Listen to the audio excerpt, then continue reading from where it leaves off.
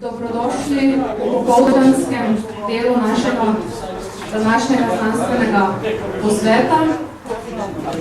Predlagam, da kar začnemo. Če smo dopoldne govorili ali pa se posvečali bolj zgodovinsko-pravnim temam, bodo ta prvi popoldanski panel otvorili oziroma se podajal na področje filozofije in psihologije. Večkrat smo zamenjali vrstni red, zato prav lepo pozdravljam doktorja Tomaža Erzarja, izrednega profesorja na Teološki fakulteti Univerze v Ljubljani in sodelavca Študijsko-raziskovalnega centra za družino. Danes nam bo predstavil prispevek z naslovom Kdaj spomin ne boli več, integracija in rekonsolidacija traumatičnih spominov. Prosim. Hvala. Lep pozdrav vsem še v mojem imenu.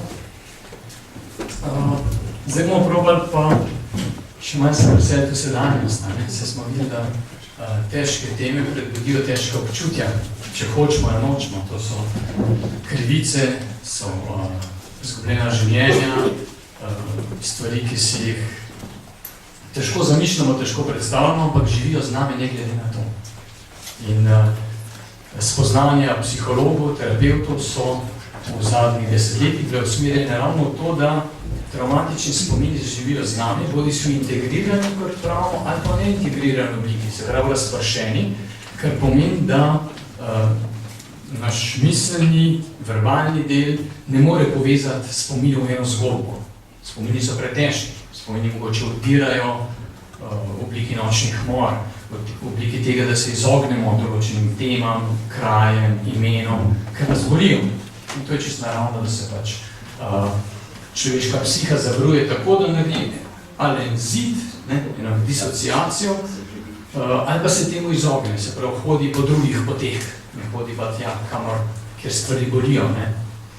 In seveda ima pa to tudi drugo plat, pretirano izogibanje, pretirano odrevenilost ali pa pretirano reagiranje na težke spomine, na težke izkušnje, lahko prinese seveda to posledico, da potem ne živimo več v sedanjosti.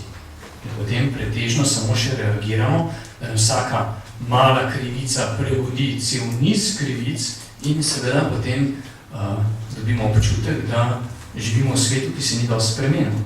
Kljub temu pa svet se spremenja.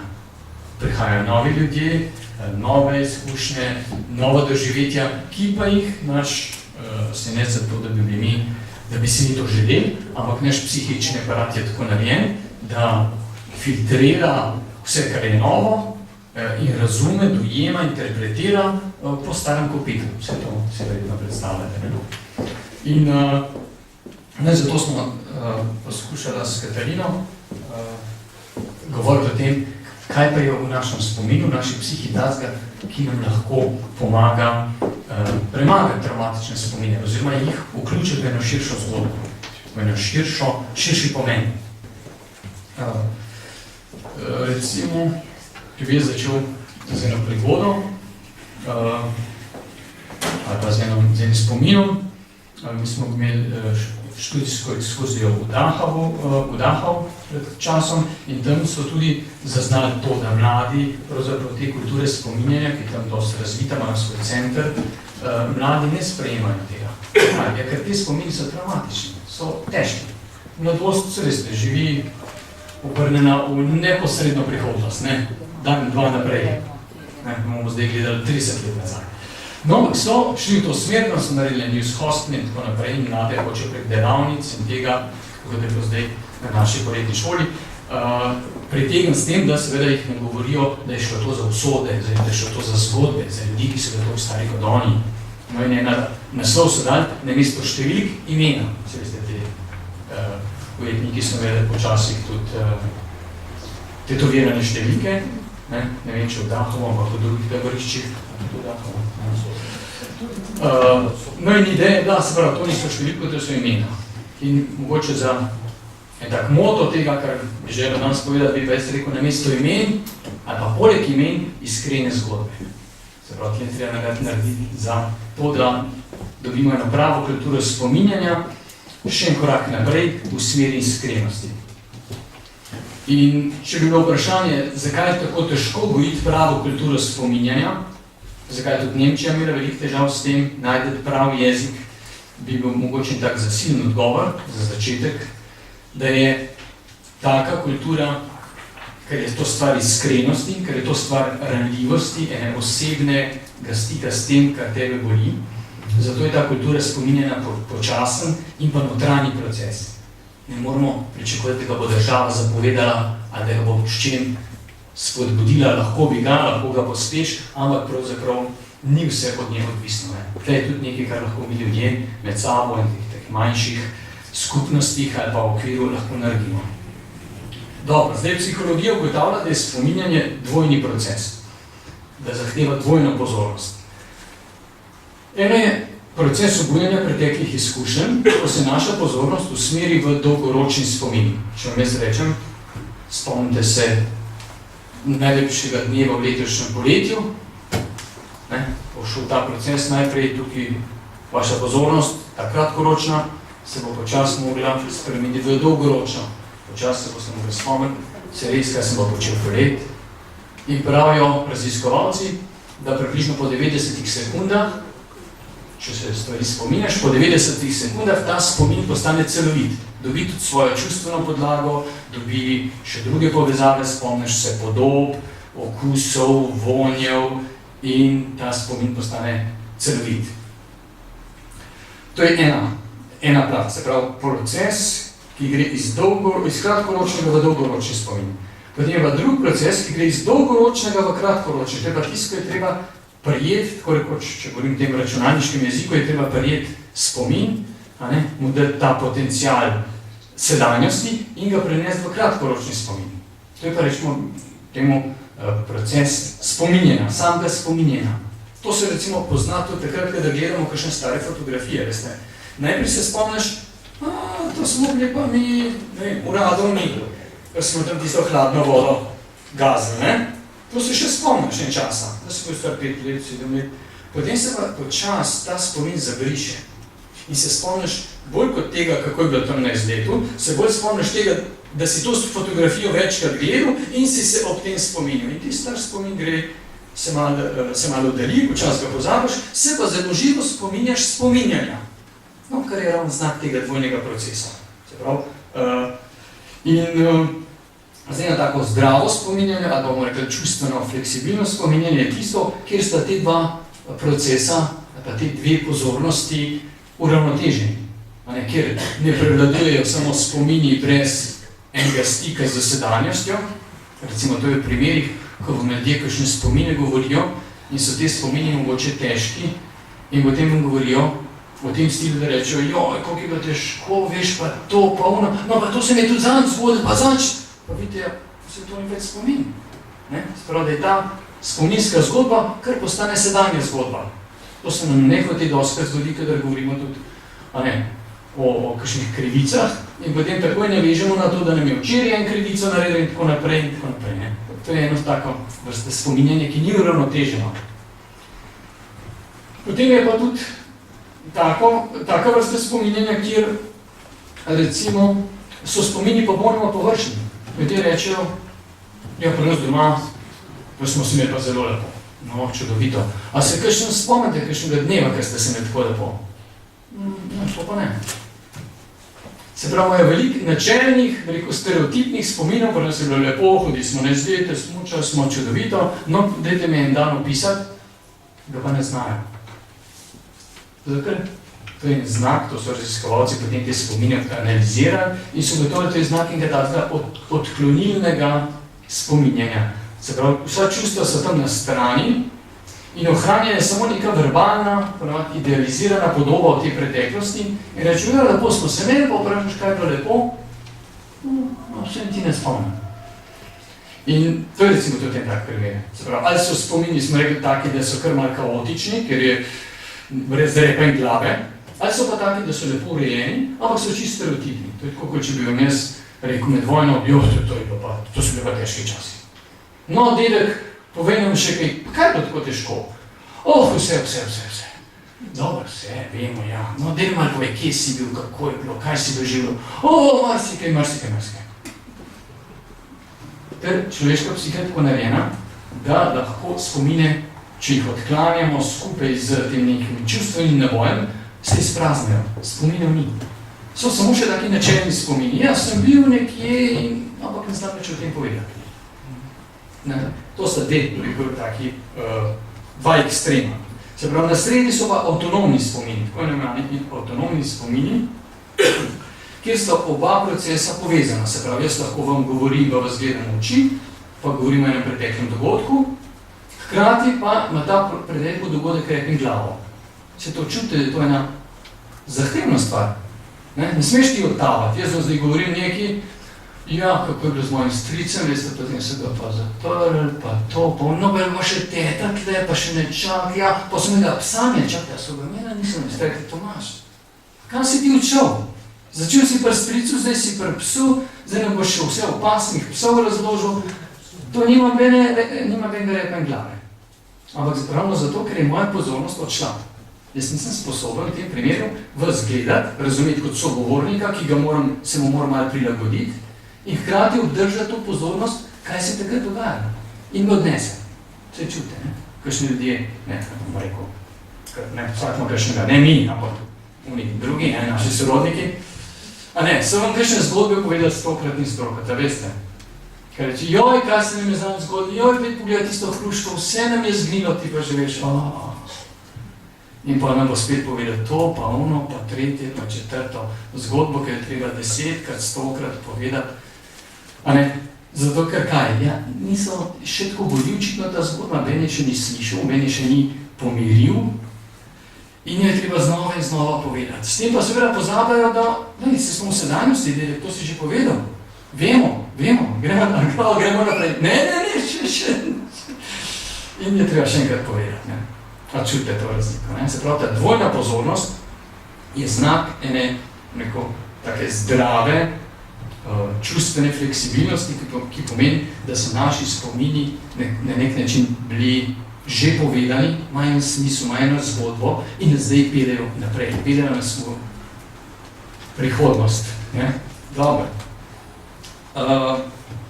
In sem še tole, kadar se ljudem pač zgodijo težke stvari in gotovo, da so se po našem prostoru težke stvari zgodile, da ta 50-letna zapovedan molk gotovo ni prispeval k temu, da bi ljudje lahko o tem govorili, da bi se tudi v javnosti srečevali in se malo pomagali, pa tem oblikovati en tak, bomo rekla, avtonomni spomin.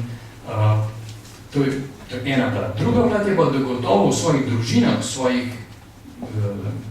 medosebnem okolju, v ožjem smislu, so pa imeli po svoje dovolj možnosti, da so o tem poročali in na nek način prenesli eno tako bolj realno, bolj fleksibilno, bolj človeško sliko o tem, kaj so doživljali in kaj se z njimi dogaja. Dobro, in če tukaj bo sem probal tole še razširiti na to, da tudi v svetovnem merilu dobrih zgodb o drugi vojni, če bi tako gledali, ne samo literarno, ampak dobrih po tej plati, da znajo izraziti človeško stisko, eno ranljivost in iskrenost, ki je tudi za nas zanimiva, da ni samo dramatična, kako sem pač meni bil grozen, ampak kaj to meni pomenilo, kaj sem jaz tega naredil, tudi v svetovnem merilu so te zgodbe zelo redke. Če se spomnite mogoče tega nobelovca Elija Wiesla, ki je tudi sam prav, kako spodbude je potreboval od Morjaka, tega francoskega pisatelja, da si tudi sam lotil pisati potem spominov in če ste brali mogoče te spomine njegove na taborišče, na Sovi noč, v slovenščini so bili objavljeni, mislim, da okoli leta 2000, mogoče 2003, kar kaže to, da te zgodbe še zdaj beremo in hkrati vidimo, kaj je tam tako pretresljivega. Če se spomnite, na zadnjih straneh on opisuje, kako je oče umiral po tistem dolgem maršu, ko so taborišča iz vzhodnega dela Rajha selili v notranjost, kar je Rdeča armada že prodirala. In oče je takrat klical, oče je bil že toliko vročičen, da ni več vedel zase. In ga je klical, Eli, pridi, daj mi kozarec vode. Ta Bog je 17-letnik je tam ležal zraven in se ni upogant. Jezen očeta, pa nekaj, ti bo veš, da bomo nastradali, tiho. In potem naslednji dan se očeta odpeljali. In to ta čist medosebna stiska tega sina in očeta, sina, ki se ni mogel posloviti od očeta, sina, ki ni mogel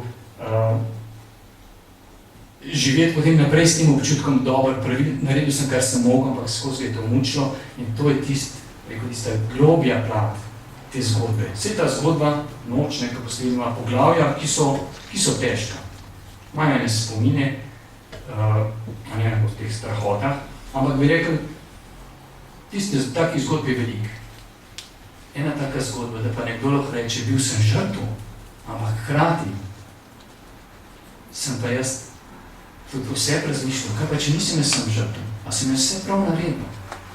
Tam se pa odpira en prostor tega, da on kljub temu, da je bil žrtev, pa bi lahko se skozi na to zgovarjal, vse nič nisem mogel, se to je bilo tako, on je imel en prostor tega, da je lahko tudi sebi dal eno možnost odgovornosti, v tem smislu, da je rekel, lahko je pa več naredil, kot sem. Mogoče pa nisem bil taka žrtev. Mogoče se je pa tam dal vstati in reči, pusti mojega očeta primer, na karkoli. In ta prostor, te osebne svobode, to zmore samo nekdo, ki ima tudi eno veliko zaupanje, da bo to preživel. Da njega še tako pesti krivda, pa kako je bilo vse narobe in kako si se tam slabo izkazal in nisi naredil to, kar bi mogel in si lahko to prizna. In to mislim, da se pa zelo ne govori. In takrat naredite spomine izjemno autentične. Boljš, kot če bi bili to samo, bil sem žrtev, kako je bilo grozno. Ker je bila en konček, ne. Kljub temu, da je bilo grozno, sem imel en košček svobode, en košček človeškega dostojanstva, ki mi ga niso vzeli. In mogoče nisem bil junak. Nisem ravnal tako, kot bi želel, da bi ravnal. In ravno v tem se mi zdi, dobimo tiste prave spominjanja, tiste, kako jaz rekel, dobimo na kulturo spominjanja, ki nam tudi v enih težkih časih, mogoče tudi mi zdaj doživljamo en tak zelo zoprno obdobje, mogoče še nikoli v zgodovini Slovenije nismo tako bili soočeni s takim padom te ekonomske varnosti, kakor bomo zdaj, ampak mogoče je to lahko tudi za nas en tak opomin. Tudi v težkih časih lahko ohraniš svoj prostor svobode, dostojanstva in iz njega narediš nekaj lepega. Z njega narediš nekaj lepo zgodbo. Hvala.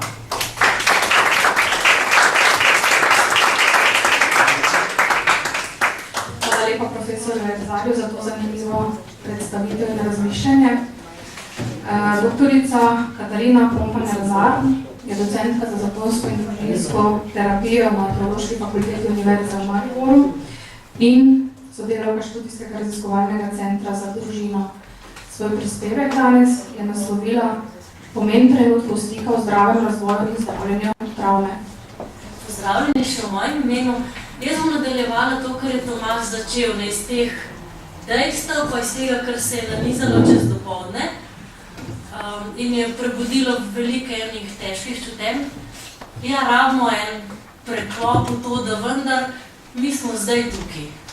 Smo živi, imamo drugega, imamo zdravo pamet, plus minus, ne, in imamo eno možnost odločiti o tem, kako bo naše življenje zdaj naprej potekalo. In s tem, ko odločamo, kaj se dogaja z našim življenjem, z našimi odnosi, z našim razvojem, na nek način določamo tudi spomine, prostor in prihodnost naših otrok in vnukov in tako naprej. Zato sem se odločila, da bi za letos pripravila en prispevek o tem, kaj je v tem trenutku v znanosti najbolj, kaj so najnovejše pa najbolj take, bom rekla, tehne pa potrjene ugotovitve tega, kaj naredi ljudi močne, ne močne v smislu herojstva, da se vržeš čez strah pa rečeš, ubite me, bom že nekak, ampak močne zares, da tudi, ko ga ubiješ, je še vedno živ. In kar se ugotavlja, je, da so to drobni trenutki stika, tako se jih naslovi. In ti drobni trenutki stika so nekaj, česar smo sposobni vsi. Pomeni tisto, kar se včasih zdi nedosegljivo, da bi lahko svoje življenje krojil po svoje, da bi lahko ustvaril svet, ki je drugačen od tistega, ki ga ne maraš, je v bistvu nekaj, kar je dostopno vsakemu od nas, vsak trenutek našega življenja. Če malo pogledamo na tole sliko, tisto, kar naredi ljudi varne, je to, da prvič znamo prepoznati, kdo je vreden zaupanja, pa kdo ne. Drugič, da znamo oceniti, kater človek, komu se približati, komu se ne približati. In tretjič, da znamo brati drobne signale. Mi se pa učimo to nebesedno komunikacijo, ne pa tako hočemo biti pametni, ampak v bistvu naše možgane, naše telo to samo beleži veliko boljš, kakor si lahko mi to zamišljamo. In priti v eno sposobnost, v eno stanje duševno ali čustveno, v katerem se to prepoznavanje, kaj je varno, kaj ni varno, kaj je prav, kaj ni, kaj je bolj zdravo, kaj je manj zdravo, kje je več zaupanja, kje ga ni, je tisto, kar nam izčisti intuicijo, da potem nehote zberemo ljudi, ki so vredni zaupanja, se povežemo z njimi in v takem okolju pa lahko tvegamo marsikaj. Mi včasih tako rečemo, ja, moramo paziti, s kom se bomo družili, ne? Pa si pa narediš en geto in sicer lahko narediš veliko stvari, ampak še vedno to en geto, ki okrog sebe širi strah.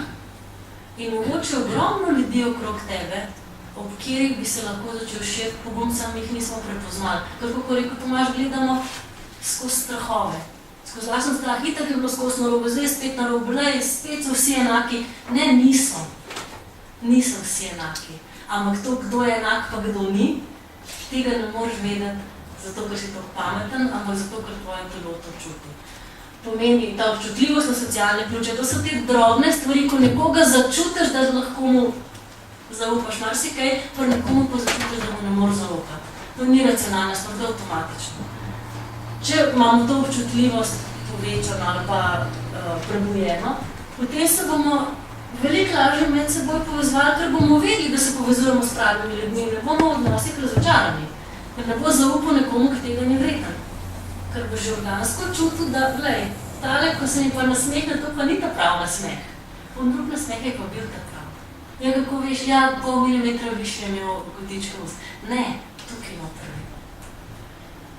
In ko se med seboj povežemo in si to intuicijo izostrimo in jo odgojimo, potem na ta način se tudi naši telesni procesi, čustvovanje, mišljenje, srčni utrip, stres, tudi ena kreativnost, pa sposobnost razmišljanja, se umirijo in povečajo. Pomeni, sprostijo in takrat lahko ljudje začnemo razmišljati. Da nismo samo v strahu in krču, ampak da postanemo kreativni. In ko si bolj kreativen, moš tudi močnejšo intuicijo, hitreje prepoznavaš še druge ljudi, ki jim lahko zaupaš, se z njimi povežeš in gremo v taki spirali naprej. Ja, kako se ta pozitivnost pomeni, kako se ena povezanost v pozitivnih čustvih. Zdaj, ko se rečem pozitivno čustvo, to ni eno narejeno veselje. Pa ena, ja, mislim, da bomo vsi radi, ne? Ampak je to, da ti verjameš, da je upravičeno in popolnoma samoumevno pričakovati, da vsi hrepenimo po zaupanju. Če je kakšna stvar zdaj jasna, tudi telesno, tudi zmerjanje možganov in srca, srčnega utripa pa izdelovanja srca, je ta, da ljudje rabimo trenutke uglašenosti v pozitivnem čustvovanju.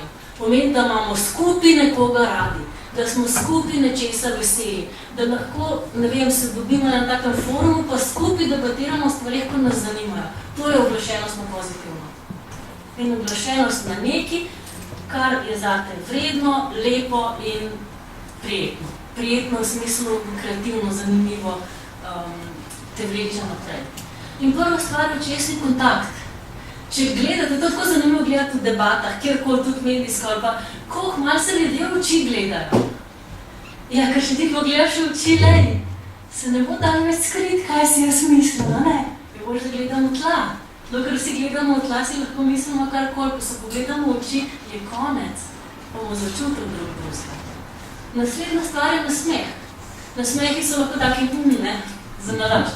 Ampak če imaš ti nasmeh in hkrati gledaš v oči, pa veš, kaj ta nasmeh pomeni. In so že to dva zelo močna telesna predaja, ki nas povežeta in nam tudi omogočita bolj svobodno in širše razmišljanje. Naslednja stvar je ta, da ko se z nekom pogledaš in se lahko nasmehneš, to je en dober dan, ko ga rečeš prodajalki trgovini. Sosedi, neko skupaj neseta smeti. To so trenutki, ko jih naše telo rabi za osnovno preživetje in osnovno duševno zdravje. In druga stvar še pri tej oglašenosti je ta, da to so omejene stvari. To ni tako, da Se z nekom povežeš, pa si pa 150 let na istem, ne, zdaj si povezan, kot je rekel Tomaž, 90 sekund in si prej. Lahko pozabiš na tega človeka, ampak tvoje telo se je nahranilo. In teh 90 sekund vsak od nas si lahko prvošči, po moje, 150 krat na dan, brez težav. Ko priješ na službo, pa rečeš sodelavcu ali sodelavki dober dan. Ne, minuta pa pol, pa si se malo nahranil, ne, pa ona tudi. In lahko malo drugač delati tisti dan naprej. Veš otroka, veš moža, veš ne vem, kogarkoli. To so te drobne stvari. In ti trenutki stika na pozitivno, ne samo ukajamo se grozno, pa se tla gledamo, pa se bojimo, so tisti, ki razširijo zavestno delovanje, zato ker sprostijo napetost v naših možganih. Če vi zdaj sam, pa recimo da zaprete oči, pa sam si predstavljate en obraz nekoga, ko ga imate radi. Pa sam rame malo spustimo. Ko je svet čist drugačen, pa v bistvu se nam nič ne zgodilo posebej. Razširi zavest in gradi eno trajno pozitivno spremembo. Pomeni, telo se, kakor se strenira na sprejemanje stresa, se strenira tudi na sposobnost prepoznati in ustvarjati trenutke pozitivne rešenosti. In to ni miselna vaja, to je telesna vaja. Kako se fiziološko mi povežemo na pozitivnem, so tri področja delovanja, eno so možgani. To pomeni ta očesni kontakt, sposobnost razmišljati o nekom, se v nekoga vživeti, biti sposoben skrbeti za druge, če si predstavljamo mamo pa otroka ali pa odraslega pa otroka. Ko se z otrokom igraš, tebe zanima, kako je z njim, njega zanima, kako je s tabo. Je to en stik, ki nahrani oba. Jaz znam študentom na fakulteti dostkrat uvajajo, da gre samo pozvati enega otroka za 5 minut, ko se igra. In večino to niso še starši. In ko prije nazaj rečejo, jaz sem imel občutek, kot sem bil teden na počitnicah. Zakaj? Zato, ker se je prepustil vzdušju, ki ga ustvarja otrok, ki je sproščen in raziskuje okoli sebe. To te spočije. Naslednja stvar je hormonska oglašenost. Hormon, ki razpoloži naše telo v kreativnost, pa v to, da sploh lahko sprejemamo zunanje dražljaje iz mečkega širšega kroga, ne samo zelo ozko, je oksitocin, to je hormon crkljanja ali pa hormon sreče, se mu reče, in se sproži kdaj v očesnem stiku, v fizičnem dotiku, v prijaznem tonu besed, v toploti, v objemu, v takih drobnih stvarih, ko gradijo naš vsakdan. In hormon oksitocin, najprej so mislili, da samo pač tak malce reklami, pa da te malo potolaš. Zdaj so ugotovili, da je izločanje oksitocina nujno potrebno za začetek procesa kreativnosti. Pomeni, oksitocin ni tisti, ko zdaj si pa ti tako en te objame, pa si ti tak debil, pa vsakmu zaupaš, ampak ko se sproži oksitocin, postaneš bistveno bolj občutljiv na zunanje dražljaje in opaziš manjše stvari. Pomeni, takrat šele opaziš vse tiste drobne znake, ki prej, ko si bil še ves pod stresom, jih nisi zaznal. Pomeni, ko si pozitivno povezan z nekom, boš hiter videl, komu se ne da zaupati, komu pa ja. In lahko se na to zaneseš. To je tisto, kar je ključno. Ljudje se lahko zanesemo na svoj notranji kompas, s kom se bomo povezovali takrat, kadar smo sproščeni in sposobni tudi mi biti zaupni, tudi mi tvegati v nosi, tudi mi pogledati v oči in se nasmehati. Takrat lahko v svoji presoji veliko bolj zaupaš, kot takrat, ko si že a priori previden, da nekaj tako prenesi. In tretji telesni mehanizem je pa povezava med možgani, pomeni temi limbičnim sistemom pa srcem. To je tisti sistem, ko sprejema dražljaje, pa ko stres uravnava. Ker srce deluje na ta način, da se mora mečkam prilagajati temu, kaj mi doživljamo. Ne bije ves čas nam do milisekunde natančno, ampak recimo, ko vdihnemo, mora mečkam hitreje biti zato, da več kisika spravi v pogon. Ko izdihnemo, mora pa mečkam bolj počas biti zato, da ohrani tisti kisik v naših možganih. To je čisto taka banalna stvar. In ritem bitja srca seveda je povezan s stresom. Če si ti moram prestrašen, ti začne srce močno nabijati. In takrat se tudi tvoje dihanje spremeni. in srce začne drhteti, to je nezdravo drhteti. In to je napor za srce in je škodljivo. Zato pa, če mi lahko se takrat na nekoga nasloniš, ko se prestrašiš, prav recimo v teku k mami, bo vsi, da se v naroči. Se bo na ne naslonil in mama mu bo rekla, da je vse bo v redu, mu bo potolažila glavo. Ne? Ko se bo stres v glavi znižal, se bo avtomatično prek tega vagusnega živca preneslo tudi informacije o tem, da naj se srce umiri. Zato, ker bo v centru možganih razumov stresa ni več, lahko biješ normalno. In po drugi strani, če, ne vem, si vznemirjen in te srce močno nabija, če lahko takrat si daš roko na srce, da ti odsloni do drug da, ki mu lahko zaupaš in počas predihaš tisto stisko, bojo tudi tvoje misli se zbistrile. To je ena zelo pomembna stvar, ker mi vedno mislimo, telo je nekaj, misli so nekaj drugega, pa niso. Ne? In mogoče še za en tak zaključek.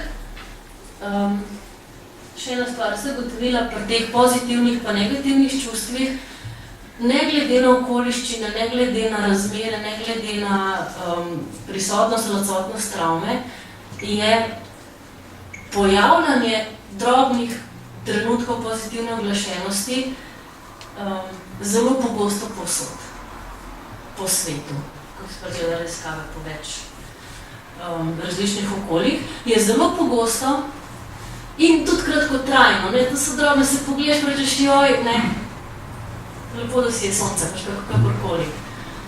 Medtem, ko je pojavljanje negativnih čustev, pa bolj intenzivno.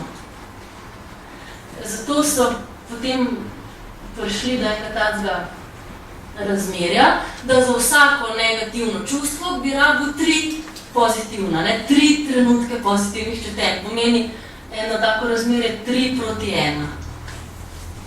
Za vsakič, ko te eno žal, bi profandel ti 3-krat rekel oprosti, ne? Pa bi pa v redu. Otroci hočejo, da jim večkrat poveš, vse bo v redu, vse bo v redu, vse bo v redu. Ja, ne, če ga je strah, vsaj 3-krat moraš pa reči, da se pa to uravna. In eno tako razmerje 3:1 je tisto, ki je optimalno tudi za telesno doživljanje. In temu rečemo, da ljudje takrat vzcvetimo. In takrat postanemo kreativni, precizni v svoji presoji in tudi precizni v svojem sprejemanju pa sortiranju dražajev, ki nam prihajajo. In mogoče še to, kaj pomeni ta pozitivna oglašenost, ki zajema vse te 3 telesne mehanizme, prenese to, da lahko razmišljamo o težkih stvareh na varen in neškodljiv način. Kar pomeni, bomo potem lahko svoje spomine iz njih dobili v nekaj, kar bo koristno, ne samo za nas, ampak za vse okrog nas. Druga stvar je, da bomo lahko razširili svoje obzorje in razmišljali širše, kakor so bile naše dosedanje izkušnje. Tisto, kar je ključno za človeški razvoj, je to, da mora vedno najti nekaj novega, ne? Da širiti, updatati svoje informacije. Tako ko ima iPhone, da vsake 14 dni updataš program, ker ni več aktualen. Druga stvar je, da gradi naše telesno zdravje, krepi našo čustveno ali pa notranjo moč, pomeni pogum za narediti stvari, ki jih je treba narediti. Ker če ti po intuiciji veš, da nekaj prav boš to naredil, brez velikega pompa, brez velikega strahu boš naredil, zato ker tako pač je prav, ker ne moreš narediti drugače. In na eno tako pogumno držo pozitivne povezanosti se ne da reči ne, ker se nisi povezal z nekom zato, ker je on tretj podoben. Ne, povezal si se z nekom zato, ker je to normalno. In ker je to normalen svet. In temu se ne da reči ne. Ne rabiš reči, ker je on slab, je ta boljši. Ne, to pač je normalno. Normalno je, da ljudje hočemo med seboj biti povezani in si zaupati. Bog pomagati, ko narejamo naše telo. Ne moramo se krigati, imamo 2 roke, 3. In mogoče še zadnja stvar, na ta način se potem tudi v tem, da gojimo te pozitivne trenutke povezanosti, potem lahko vplivamo na to, a bo naše doživljanje, razvoj in delovanje šlo po tej pozitivni spirali, pomenilo vedno večji pogum, vedno večjo povezanost, vedno širše, vedno bolj zvite metode, ne? Ker če imaš dobro intuicijo, pa zvit. Ali pa bomo se zaprli vsako svoj svet in si vedno bolj ožali svet, s čimer se bo povečeval stres, večal strah in se bo ožala naša sposobnost presojanja, kjer pa seveda na koncu ti nastane nič drugega kot zaporov, kjer ga nihče več ne more, niti sonce. Medtem ko na drugi strani lahko postane zapor, zibelka nečesa novega. Ne? In bi zaključila s tem, da smo mi tukaj zato, da pomagamo drugim vsak sam sebi te trenutke gojiti, da bo začel delati za nas. Hvala.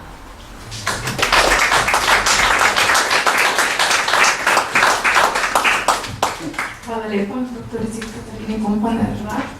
Zdaj pa vabim še doktorja Bojana Žalca, višjega znanstvenega sodelavca in predstojnika Inštituta za filozofijo in družbeno etiko z Teološke fakultete Univerze v Mariboru. V Ljubljani. Današnji prispevek pa je naslovil Moderna, marksizem ter zgodovina po oblikovanju ustrezne kulture in 15 minut je vaših, izvolite. Ja, hvala lepa vsem poslušalcem. Zdaj, moj prispevek bo bolj povzetek, bo poskušal skrčeno nakazati samo neke točke razmišljaka, ki bojo potem bolj razdelano in celoti predstavljeni v pisnem prispevku. Tematika, ki sem se lotil, je tako obsežna, da je tudi tako v strnjenih 15 minutah več kot neke oprimke, kot neke napotke ne bom mogel dati. Moj prispevek bi lahko strnil okoli dveh temeljnih točk vsebinsko. Eno je marksistična filozofija zgodovine kot kritika pozitivizma. Ali kot so v žargonu marksističnem temu dejali včasih kritika idealizma, lahko bi rekel tudi kritika neutralizma. Ključni referenčni deli za to, kar bom jaz tukaj govoril, sta dve. To je knjiga Karla Korša, nemškega marksista, Materialistično pojmovanje zgodovine, ki je nastala v 30 letih in je bila kritika tudi tako imenovanega ortodoksnega marksizma, katerega je predstavnik Karel Gautzki, in ki je nekako eno odslikava tudi Turingove pozicije, katere namen je slovita Engelsova knjiga. Druga knjiga je pa seveda Herbert Marcuse, Um in revolucija. To sta v nekem smislu zelo dobri deli, zelo tehtni deli, zato ker sta res dobra, bi rekel, dobre interpretaciji Marksovega in Engelsovega doktrine. Ta dva človeka, Marcuse in Korš, to doktrino res poznata.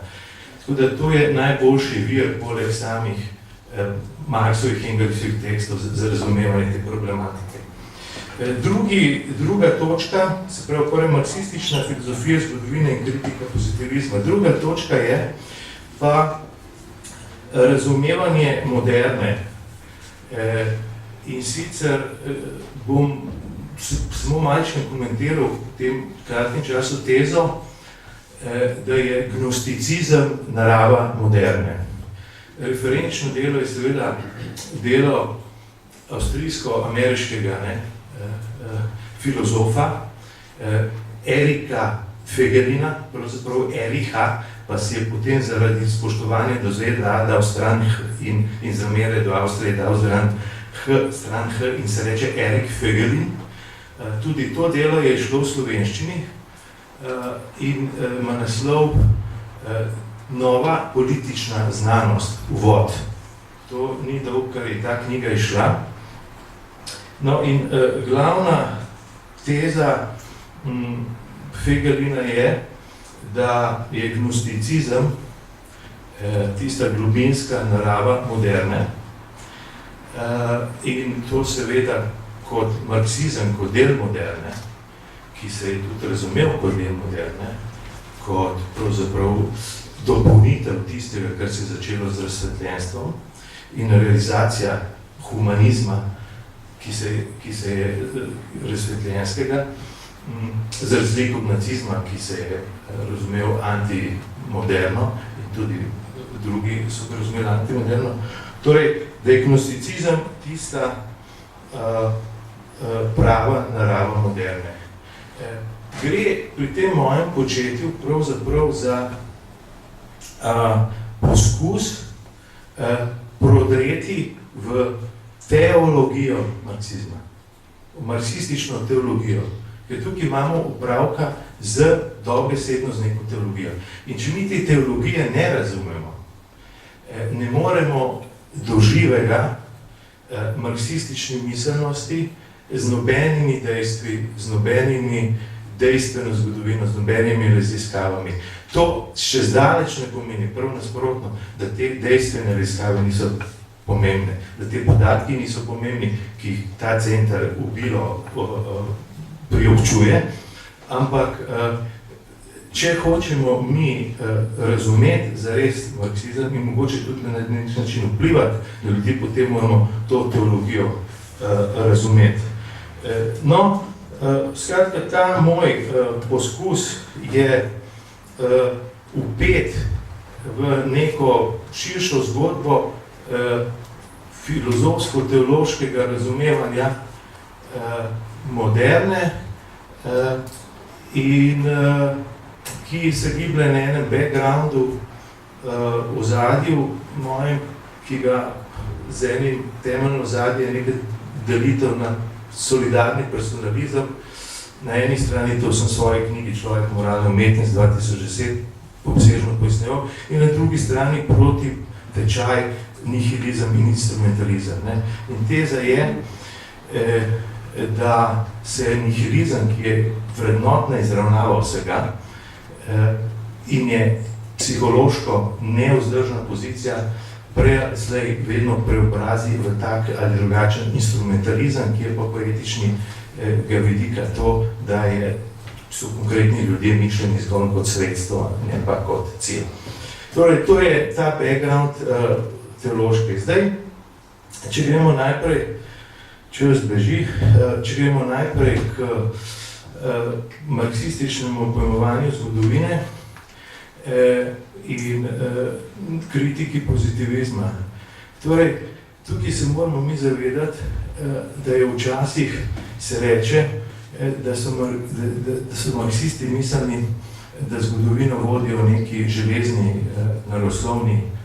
naravoslovno-liki zakoni zgodovine, ki bodo neizogibno pripeljali do brezrazredne družbe in prevlade komunizma. Skratka, da imamo na področju družboslovja pravzaprav nek, po marksističnem mnenju, nek primerek naravoslovnih gotovosti, zakonitosti in tako naprej. To na nek način ne more biti bolj daleč od mnenja Marxa in Engelsa. In to pokažeta in Marcuse in Korsch, kjer je glavni kritik, glavni predmet kritike Korscha in Marcuse je pozitivizem, ali kot se temu rekel, neutralizem, da imamo lahko neka neutralna dejstva, neko dejstveno zgodovino, neko znanstveno, kot bi rekel Karl Kautsky, proučevanje zgodovine in potem dogoduje. Kar podarja Korsch in kar podarja Marcuse, je neko pravzaprav skoraj odrešensko pogled na zgodovino, nek teološki pogled na zgodovino. Če tega nimaš, če nimaš pogleda na končni cilj, če nimaš pogleda na odrešenski vidik, potem ti je marksističen, dialektičen pogled, kot ga imenuje recimo Karl Korsch in se pa dialektično versus idealistično se temu rekel, zaprt. Se pravi, najprej mora biti teologija, potem se to lahko razume. Drugič, Marx ni razumel tega in Koštol, recimo, razlaga, da bojo nujno železni zakoni zgodovine pripeljali do česa. Ne. Kar pa je res, je pa, da bo do narekovajih Božjega kraljestva raja na zemlji lahko pripelje samo marksistična pot. Zato opcijo značilo ali alternativno razmišljanje. Zato je Marx ni rekel, družba prihodnosti bo komunizem, ampak družba prihodnosti bo ali barbarstvo, ali pa komunizem. Se pravi, niso dane, ni trditev Marxova, ne, da bo nujno prišlo do komunizma, ampak da so dani objektivni pogoji, da je celo dana visoka verjetnost, da se ob pravem angažmaju doseže kraljestvo na zemlji. Se pravi, to je možno v bližnji prihodnosti, to je verjetno, ni pa nujno. Nobenega naravoslovja ni v človeški sferi po Karlu Marxu in njegovih zvestih učencih. No, ampak zdaj smo pa pri tej točki Božje kraljestvo na zemlji. To je pa osnovna prvina gnosticizma, kot ga interpretira Erik Fegelein v tej knjigi Nova politična znanost. No, tukaj je treba seveda, da bi to razumeli, seči malo v zgodovino, recimo v zgodovino antike, se pravi v helenizem, pa potem v rimski čas, in v Rimu je prišlo do spopada med različnimi tipi resnice v rimskem cesarstvu. Na koncu je zmagalo krščanstvo in odločilna, ključna posledica te zmage je bila tisto, kar Fegelein imenuje dedivinizacija posvetne sfere oblasti. Dedivinizacija, razsvetenje posvetne sfere oblasti. No, se pravi, prišlo je tudi do odmrtja politeizma, kot dominantne kulture, in do preusmeritev k večjemu življenju v viziji blaženosti. No, to je pač trajalo nekaj časa. To je skozi Avguštinovo intervencijo z vzpostavitvijo avguštinske teologije, kjer je bila ta ločitev bi rekel, presežne in božanske in profane sfere jasno izražena, se pravi v njegovem delu De Civitate Dei, recimo to je najbolj reprezentativno delo o Božji državi. No, potem so se pa začele spremembe. Najbolj tak jasen razmik, ločnica je pojav doktrine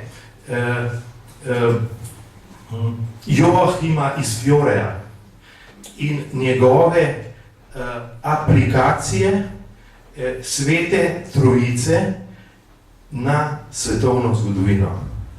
To je en primerek, to je temelj modernega gnosticizma ali pa temelj, ki je dal moderno gnosticizmu. Še ena stvar je zanimiva, bom zaključil v 1 minuti.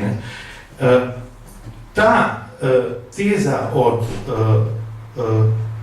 Fegeleina, da je gnosticizem srž moderne, ima seveda blazne učinke na periodizacijo svetovne zgodovine. Ker Fiore je živel v 12. stoletju, že prej so se pojavile stvari, torej je moderna se ne začne leta 1500, ampak se začne že v 9. ali pa saj s Fiorem. No, in kar sem hotel reči, zadnji stavek, eden največjih poznavalcev gnosticizma, raziskovalcev gnosticizma, ko govori o izvorih gnosticizma v judovstvu, pa potem ste judovski, pa različne druge, pa krščanski gnosticizem, to niti podrazno nima časa, da bi šel to, govori, da se je že izvorno zgodovinsko gnosticizem rodil iz tesnobe. Iz tesnobe Grka, naprimer, pri Grkih, ki je izgubil polis. In kaj hoče samo zaključiti? Tudi moderni gnosticizem v tem filozofskem, zgodovinskem smislu besede, ne sodobni, contemporary, ampak moderni gnosticizem se je rodil iz tesnobe. To je bila tesnoba človeka, ki živi v svetu transcendentnega Boga. Tista tesnoba, ki je za dovoljšno količino ljudi postala neznosna, da je gnosticizem postal pomemben zgodovinski faktor, je bila krščanska tesnoba. Torej, če hočemo, in če je gnosticizem in skrajna realizacija gnosticizma totalitarizem, kar izvaja v tej knjigi Fegele, potem se moramo mi vprašati kot temeljno vprašanje, kako se lahko soočimo s krščansko tesnobo. Ker je to točka in ključ do razumevanja gnosticizma in do njegove zavrnitve. Hvala lepa.